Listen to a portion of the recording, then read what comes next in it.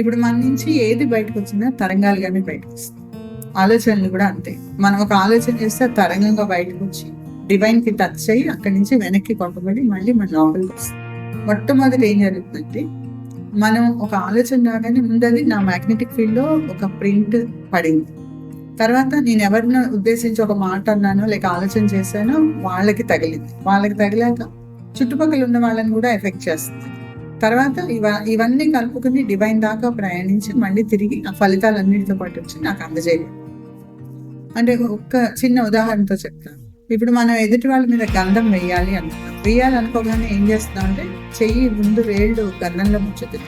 అంటే ముందు నాకు అంటింది అది, దాని తర్వాత అవతల వాళ్ళకి వేసాను, వాళ్ళకు కూడా అంటింది. నేను ఇలా అన్నప్పుడు చుట్టుపక్కల వాళ్ళకి కూడా పడి అది వాళ్ళకు కూడా కొంత ఎఫెక్ట్ చేసి ఆ తర్వాత అది సో ఇప్పుడు వాళ్ళ మీద నేను గంధం వేశాను.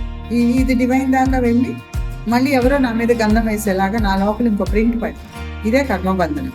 సో ఇది నేను ఎప్పటికైనా ఎదుర్కోవాలి. నా మీద ఎవరో ఒకళ్ళు గంధం అనేది జల్లుతారు తర్వాత. అయితే నేను ఎవరి మీదైనా బురద వేస్తే బురద కూడా నాకు అంటుతుంది, నా లోపల ప్రింట్ అవుతుంది. వాళ్ళ మీద వేశాను, చుట్టుపక్కల చూశారు, ఏదో రియాక్షన్ ఇచ్చారు, బాధపడ్డారు, సంతోషపడ్డారు. అలాగే డివైన్ దాకా వెళ్ళి తిరిగి ఆ ఫలితాలన్నీ కలుపుకుని నా లోపల ప్రింట్ అయ్యి ఇది కూడా నేను అనుభవించాలి, బురద కూడా నేను వేయించుకోవాల్సింది. కాబట్టి మనం ఏదన్నా చేయాలి, ముందు మన లోపల ఒక ఇంప్రింట్ పడుతుంది. తర్వాత యూనివర్సల్ మ్యాగ్నెటిక్ ఫీల్డ్లో ప్రకృతిలో ఒక ఇంప్రింట్ పడుతుంది, అవతల వ్యక్తిలో ఒక ఇంప్రింట్ పడుతుంది. పడినాక ఇప్పుడు అక్కడ ఊరికి ఒక చిన్న సంఘటన ద్వారా ఇప్పుడు ఇట్లా కూర్చున్న వ్యక్తి ఇలా చెయ్యి ఇట్లా పెట్టుకుని కూర్చున్నప్పుడు నేను స్పీడ్గా వెళ్ళిపోతాను, చెయ్యి తొక్కేస్తాను. చెయ్యి తొక్కగానే అన్నాడు.